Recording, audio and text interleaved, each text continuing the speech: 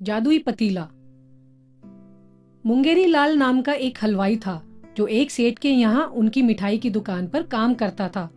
वो हर दिन उनकी दुकान पर अलग अलग तरह की मिठाइयाँ बनाता था। सारा दिन गर्म तेल की कढ़ाई के सामने काम कर करके वो बहुत थक जाता था। वो इस काम से ज्यादा कमा नहीं पाता था। सेठ के यहाँ से उसे एक वक्त का खाना तो मिल जाता था, लेकिन रात में उसे अक्सर भूखा ही सोना पड़ता था। अपनी गरीबी से परेशान मुंगेरी लाल कभी कभी अमीर होने के सपने भी देखता था। समय के साथ उसकी अमीर बनने की इच्छा बढ़ती गई। रात दिन बस वो अमीर होने के बारे में ही सोचता रहता था। काम के बीच में भी वो अपने सपनों में खो जाता था। इसका असर उसके काम पे पड़ने लगा था। कभी जलेबी जल जाती तो कभी बर्फी में चीनी ज्यादा हो जाती, कभी दूध उबल के बह जाता तो कभी चाशनी पतली हो जाती। सेठ उसकी इस आदत से बहुत तंग हो चुके थे।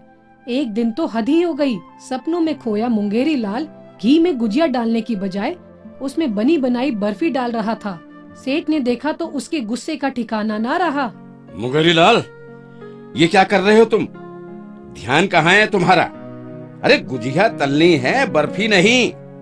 ए भगवान, ये तो एक दिन मेरा दिवाला निकाल देगा। मैं तुम्हें अभी इसी वक्त काम से निकालता हूँ। निकल जाओ यहाँ से और कभी अपनी शक्ल मत दिखाना मुझे। निकल जाओ। माफ करिए सेठ जी, माफ करिए। मैं वो जरा खो गया था। दोबारा ऐसी गलती नहीं होगी सेठ जी। मैं कुछ नहीं सुनना चाहता। मैं तंग आ गया हूँ तुमसे। अरे नहीं नहीं नहीं नहीं सेठ जी, ऐसा मत कीजिए, ऐसा मत कीजिए सेठ जी। मुझे काम से मत निकालिए। मैं भूखा मर जाऊंगा सेठ जी।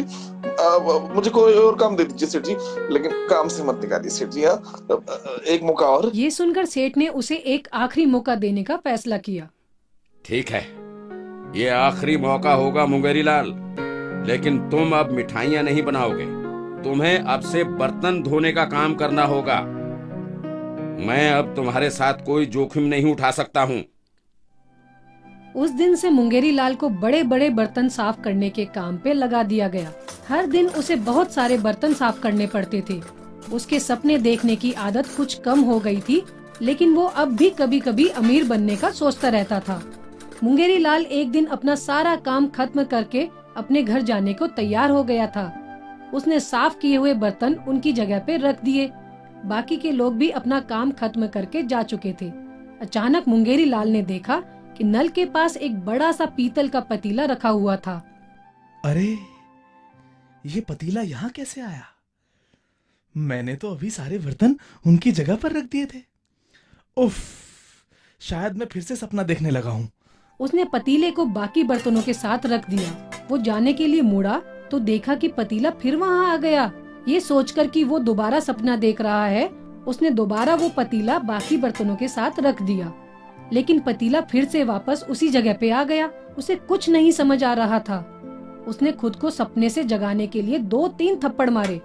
अपने थप्पड़ की मार पड़ी तो उसे समझ आया कि वो कोई सपना नहीं देख रहा था। वो पतीला बार बार उसी जगह पे अपने आप उपस्थित हो रहा था। अरे, मैं कोई सपना तो नहीं देख रहा हूँ, लेकिन ये पतीला बार बार यहाँ कैसे आ रहा है? क्या इसमें कोई भूत है? ये कोई जादू है? मुझे लगता है ये जादू का पतीला है। मैं इसे घर ले जाता हूँ। उसने किसी तरह वो बड़ा पतीला अपने सर पे रखा और उसे अपने घर ले गया। पतीला बहुत भारी था। घर पहुंचते पहुंचते उसकी हालत पतली हो गई थी। वो बुरी तरह थक गया था। उसने पतीले को घर के कोने में रखा और कपड़े बदलने लगा। मुंगेरी लाल को बहुत नींद आ रही थी। जल्दी जल्दी उसने अपनी शर्ट उस पतीले में डाल दी।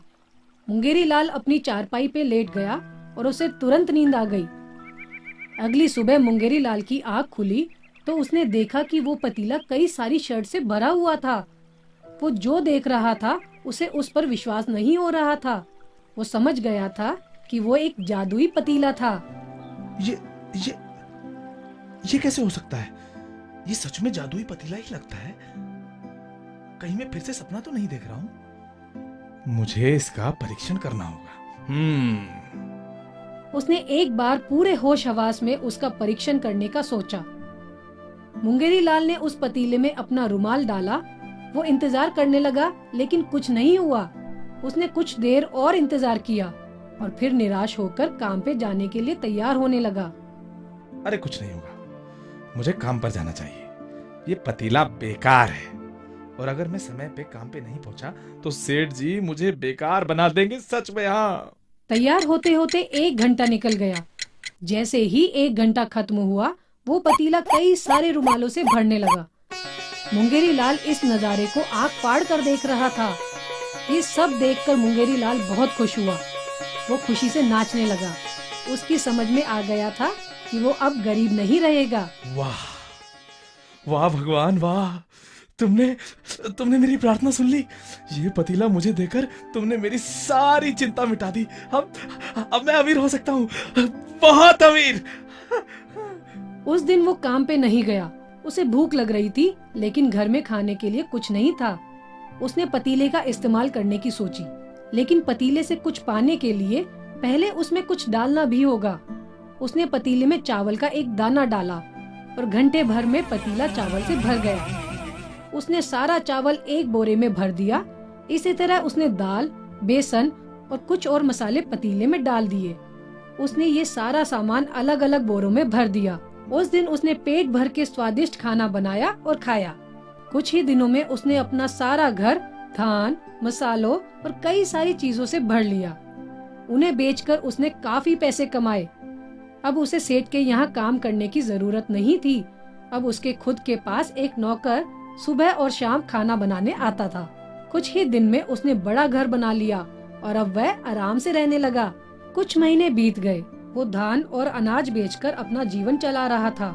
जल्दी ही वो इस काम से भी ऊब गया। एक दिन उसने सोचा, जब मैं इस पतीले में एक सिक्का डालकर कई सिक्के पा सकता हूँ तो मुझे कुछ करने की क्या जरूरत। मैं बस अपने खाने भर का सामान ले लिया करूँगा और पतीले से पैसे कमाता रहूंगा। ये सोचकर उसने पतीले में एक सिक्का डाला और 1 घंटे में वो पतीला 100 सिक्कों से भर गया। उसने वो सिक्के निकाले और दोबारा एक सिक्का डाला। पतीला फिर 100 सिक्कों से भर गया। वो इसी तरह सिक्के डालता गया और जल्दी ही उसके घर का एक हिस्सा सिक्कों से भर गया। वो इन सिक्कों को देखकर खुशी से नाचने लगा। वो अपनी खुशी में इतना खो गया कि नाचते नाचते वो खुद पतीले के अंदर गिर गया। और फिर एक अचंभा हुआ। वहाँ उस घर में अब 100 मुंगेरी लाल थे। सब एक दूसरे की तरफ देखने लगे। फिर अचानक एक मुंगेरी लाल की नजर सिक्कों के ढेर पे पड़ी। अरे वाह वाह वाह वाह, इतने इतने सारे सिक्के, ये सब मेरे हैं। हाँ? उसकी बात सुनकर सभी मुंगेरी लाल उस सिक्कों के ढेर को देखने लगे और बोलने लगे कि वो सिक्के उनके हैं। वहाँ महायुद्ध छिड़ गया। सभी मुंगेरी लाल एक दूसरे से लड़ने लगे। लड़ाई में वो एक दूसरे की तरफ चीजें फेंकने लगे। उनकी लड़ाई में पतीला भी नहीं बचा। किसी ने पतीले को एक तरफ फेंका तो किसी ने दूसरी तरफ। वो पतीला इतनी बार इधर उधर फेंके जाने से टूट गया। लड़ते लड़ते सभी मुंगेरी लाल ने एक दूसरे को मार डाला। अब वहाँ 100 मुंगेरी लाल की लाशें पड़ी थी और टूटा हुआ पतीला, और उसके साथ में था सिक्कों का बड़ा ढेर। पड़ोस वालों को जब पता चला तो वो इतने सारे मुंगेरी लाल को देखकर बहुत डर गए। सबको यही लगने लगा कि उस घर में भूत है। आज भी मुंगेरी लाल का वो घर भूत बंगले के नाम से जाना जाता है। कोई उस घर में जाने की हिम्मत नहीं करता। इस कहानी से हमें ये सीख मिलती है कि लालच का अंत हमेशा बुरा होता है।